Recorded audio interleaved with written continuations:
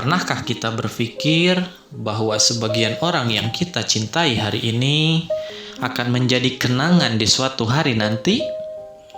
Bahwa sebagian doa yang kita ucapkan sekarang kelak akan menjadi penyesalan karena dulu jarang kita panjatkan? Bahwa hidup ini tidak selalu tentang kejadian besar, tetapi tentang hal-hal kecil yang berulang setiap hari, yang diam-diam sedang menyiapkan surga, atau sebaliknya. Narasi ini bukan tentang seseorang, bukan tentang satu keluarga, tapi tentang kita semua. Tentang bangun pagi, tentang sabar yang diuji berkali-kali, tentang kehilangan, tentang rindu kepada yang telah pergi, dan tentang bagaimana Islam hadir bukan hanya di masjid, tetapi di setiap detik kehidupan. Setiap pagi kita terbangun dengan satu kenyataan yang sama. Allah masih memberi kita hidup. Namun, tidak semua pagi terasa ringan. Ada pagi yang disertai rasa berat di dada. Ada pagi yang dimulai dengan pikiran tentang utang, tentang pekerjaan, tentang masalah yang belum selesai kemarin. Kadang kita bangun bukan karena segar, tapi karena terpaksa melanjutkan hidup. Di saat seperti itu, azan subuh terdengar. Sebagian mendengarnya sebagai panggilan. Sebagian lain menganggapnya gangguan. Padahal, azan itu bukan sekedar suara. Ia adalah undangan Allah kepada hamba yang sedang lelah. Bukan Allah yang butuh disembah, tapi kita yang butuh bersujud. Dan seringkali, kesabaran hari itu ditentukan oleh apakah kita memulai pagi dengan Allah atau dengan keluhan. Sabar hampir selalu datang terlambat. Biasanya setelah marah, setelah emosi, setelah kata-kata terlanjur melukai. Padahal, sabar bukan berarti tidak sakit, bukan berarti tidak kecewa. Sabar adalah menahan diri saat ingin meledak dan memilih diam karena Allah. Di rumah, sabar diuji oleh pasangan yang lelah, oleh anak yang rewel, oleh suasana yang tidak sesuai harapan. Di luar rumah, sabar diuji oleh omongan orang, oleh rezeki yang seret, oleh usaha yang tidak dihargai. Dan di saat itulah Islam mengajarkan satu hal sederhana tapi berat. Sesungguhnya Allah bersama orang-orang yang sabar. Bukan setelah sabar, tapi saat sabar itu dijalani. Kehidupan sehari-hari jarang menghadirkan ujian besar. Yang datang justru ujian kecil, tapi sering. Uang lebih yang bukan hak kita, waktu sholat yang nanti saja, kata-kata yang bisa jujur atau dibelokkan sedikit.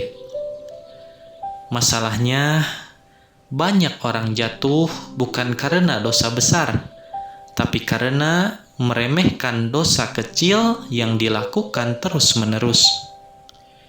Islam tidak hanya mengatur ibadah besar, tapi juga cara berbicara, cara bekerja, cara memperlakukan orang lain. Karena hidup ini bukan tentang tampilan luar, tapi tentang amanah yang dijaga saat tidak ada yang melihat. Ada lelah yang tidak bisa dijelaskan dengan kata-kata. Lelah menjadi orang tua, lelah menjadi pasangan, lelah menjadi tulang punggung, lelah menahan diri agar tidak mengeluh, dan seringkali lelah ini dipikul sendirian. Namun Islam tidak memerintahkan kita untuk kuat tanpa arah. Islam mengajarkan bahwa Setiap tetes lelah yang diniatkan karena Allah tidak akan sia-sia.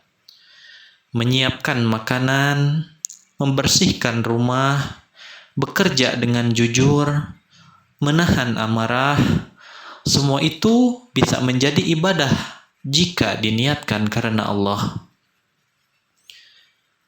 Tidak ada yang siap kehilangan. Sekuat apapun iman seseorang, kehilangan tetap menyakitkan. Ada orang yang dulu suaranya memenuhi rumah, kini tinggal foto dan kenangan.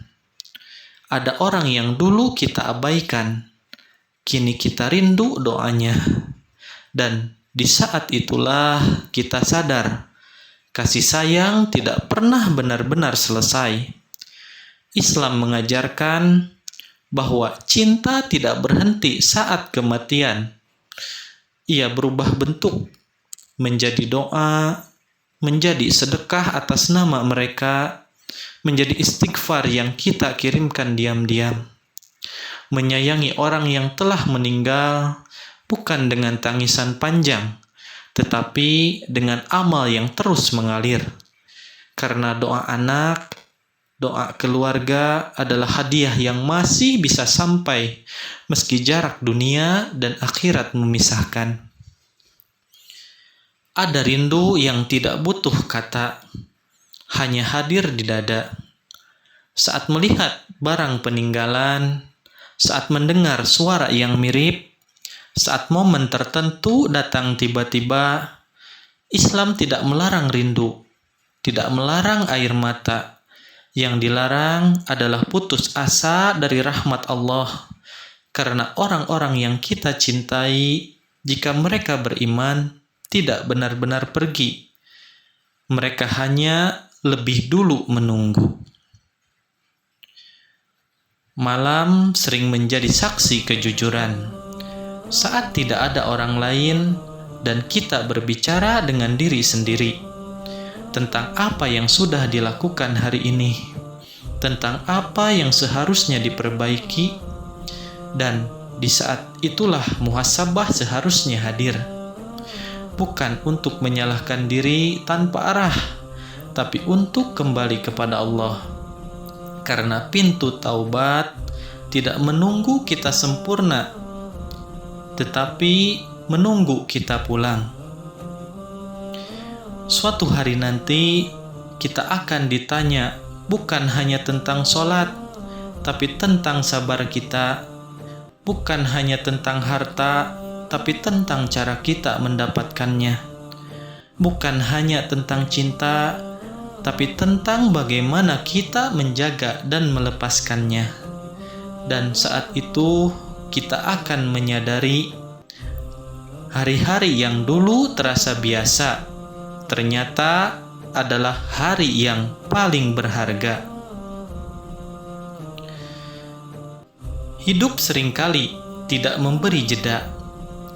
Hari berganti hari, masalah datang silih berganti, sementara kita terus diminta untuk kuat.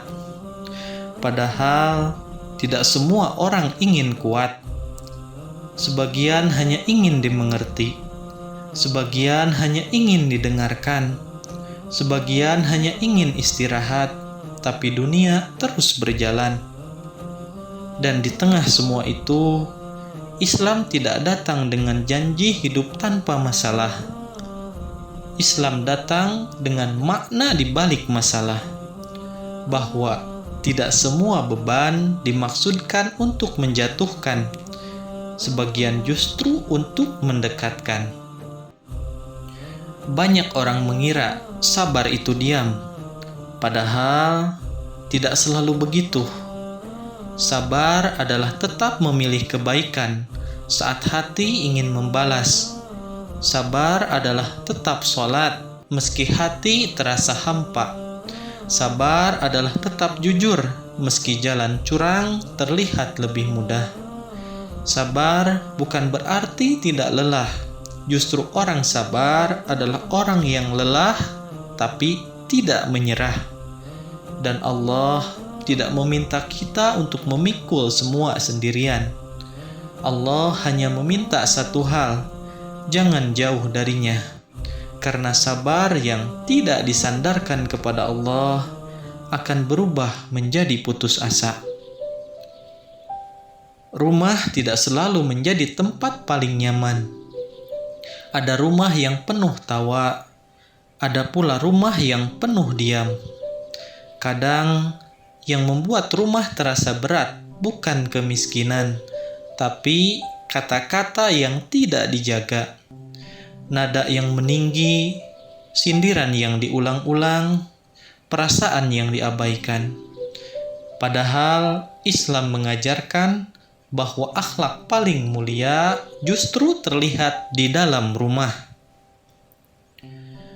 Kepada orang yang paling sering kita temui, kepada orang yang paling tahu sisi buruk kita, karena mencintai dalam Islam bukan tentang selalu bahagia, tapi tentang tetap menjaga adab saat lelah. Ada orang yang setiap hari berangkat pagi, pulang petang, tanpa banyak cerita. Bukan karena hidupnya baik-baik saja, tetapi karena ia tidak ingin membebani siapapun. Ia menahan capek, menahan kecewa, menahan rasa gagal. Namun Islam melihat semua itu. Bahkan langkah kaki mencari nafkah yang halal dicatat sebagai ibadah. Maka ketika rizki terasa sempit, bukan berarti Allah tidak sayang. Kadang Allah hanya ingin melihat apakah kita tetap jujur saat diuji. Seringkali kita sibuk mengejar yang besar, sampai lupa menjaga yang kecil. Ucapan terima kasih, permintaan maaf, doa singkat setelah sholat. Padahal kebaikan kecil yang konsisten lebih dicintai Allah daripada amalan besar yang jarang. Islam tidak meminta kita menjadi luar biasa. Islam meminta kita istiqomah. Di zaman ini, membandingkan hidup menjadi sangat mudah. Melihat keberhasilan orang lain, melihat kebahagiaan orang lain, melihat pencapaian orang lain, lalu hati mulai bertanya, kenapa bukan aku? Padahal yang tidak terlihat adalah perjuangan mereka, air mata mereka, dan ujian yang Allah berikan dengan kadar berbeda. Islam mengajarkan satu hal penting. Rizki bukan tentang cepat atau lambat, tapi tentang tepat. Ketika seseorang pergi untuk selamanya, barulah kita sadar bahwa waktu bersama dulu terasa singkat. Kalimat sederhana yang tak sempat diucap, permintaan maaf yang tertunda, pelukan yang tak jadi dilakukan. Namun Islam tidak mengajarkan kita untuk tenggelam dalam penyesalan. Islam mengajarkan harapan bahwa hubungan tidak selalu berakhir dengan kematian. Selama doa masih naik ke langit, selama sedekah masih diniatkan untuk mereka, selama istighfar masih kita kirimkan, maka cinta itu masih hidup. Islam mengajarkan adab dalam berduka, bukan meniadakan rasa sakit, tapi mengarahkannya. Air mata boleh jatuh, rindu boleh ada, namun lisan tetap dijaga.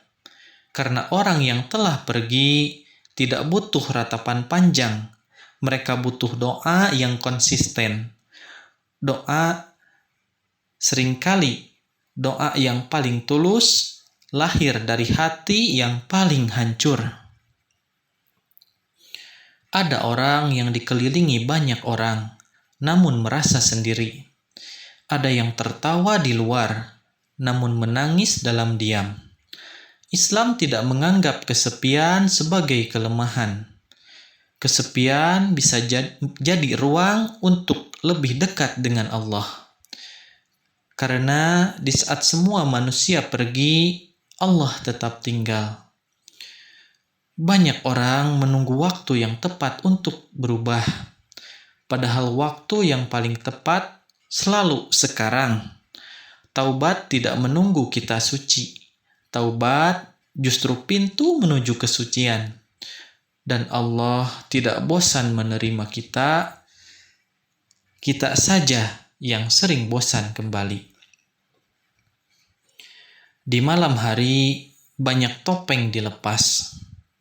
Tidak ada peran, tidak ada tuntutan, hanya diri sendiri dan Allah. Disitulah doa paling jujur sering lahir. Doa tanpa kata indah, doa tanpa suara, dan Allah mendengar semuanya. Kelak yang ditanya bukan hanya tentang hari besar, tapi tentang hari biasa. Tentang bagaimana kita bersikap saat tidak ada yang melihat. Tentang bagaimana kita menahan diri saat bisa berbuat curang. Tentang bagaimana kita bersabar saat tidak dihargai.